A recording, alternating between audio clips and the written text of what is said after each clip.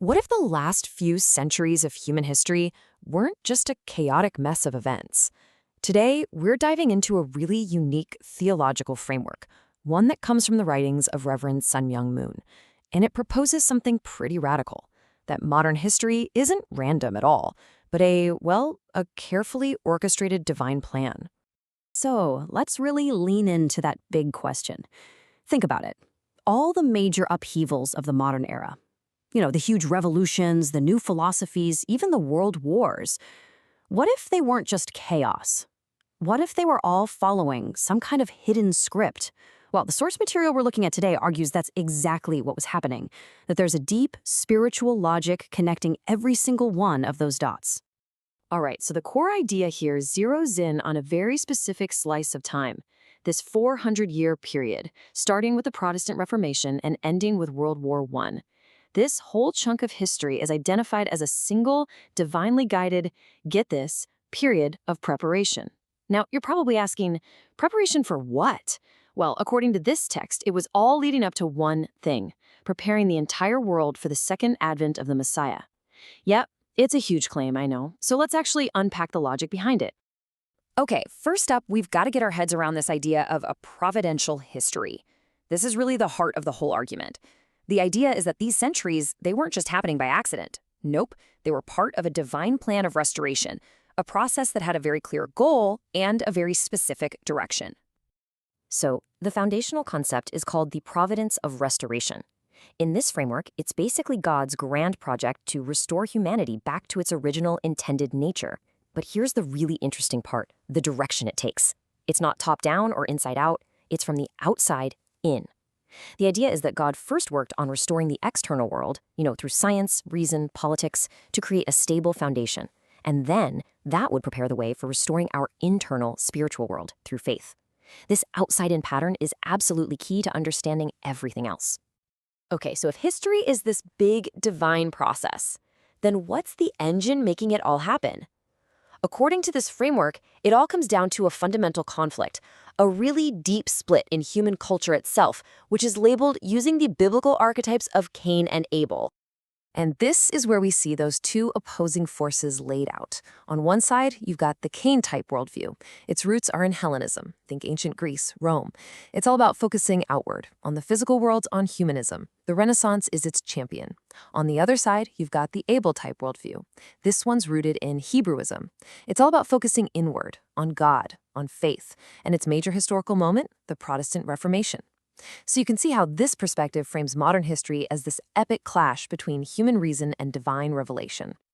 But what's really crucial here is that these aren't just, dusty old abstract ideas. They're meant to represent two fundamental impulses that exist inside all of us.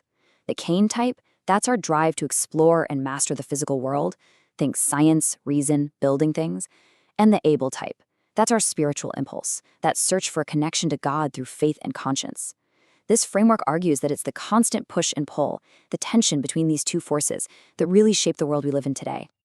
All right, now this is where it gets really interesting, because the source text doesn't just leave these as philosophical movements in the past.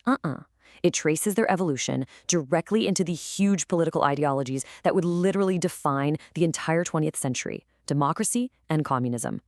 So you can literally see the family tree of these ideas right here. The logic goes like this. The Cain-type path, the one that puts humanity and reason at the very center of everything, it evolves through the Enlightenment, and its final form is communism. On the flip side, you have the Abel-type path. This one prioritizes an individual's personal relationship with God. It evolves through things like pietism and idealism, and its final form is what we'd call Western-style democracy. But wait, here's a little twist in the story. According to the source, these two forces, Cain and Abel, they didn't just fight each other. Kind of paradoxically, they actually worked together on one thing. What was it? Tearing down the old world of absolute monarchy and feudalism. See, both sides needed that old, rigid system out of the way to make room for the new societies they wanted to build.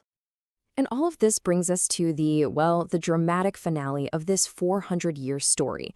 Because in this view, the world wars weren't just separate tragic events.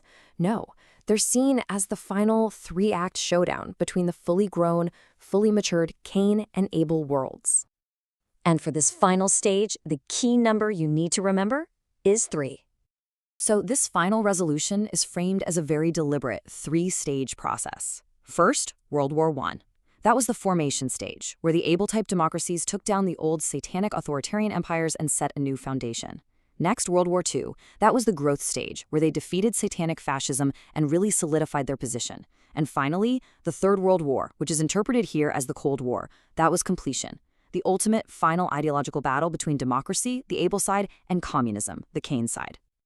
This quote from the text really captures the whole idea. The world wars are the final global conflicts in human history, restoring horizontally through indemnity the purpose of all the wars that have been waged for the restoration of God's sovereignty. So that idea of horizontal restoration, it basically means one single massive payment, right here on Earth, to settle the spiritual debt from all the smaller conflicts throughout history. It's a way of bringing this entire centuries-long story to a final dramatic end. So we end up right back where we started, with a really big question. This framework we've just walked through, it presents a powerful and deeply spiritual narrative for the events that shaped the modern world. It really asks us to think about history in a completely different way. I mean, could a spiritual conflict between two basic human drives, our external and our internal selves, really be the engine that explains centuries of politics and economics? It's a fascinating lens to look through, for sure, and it definitely leaves you with a lot to chew on.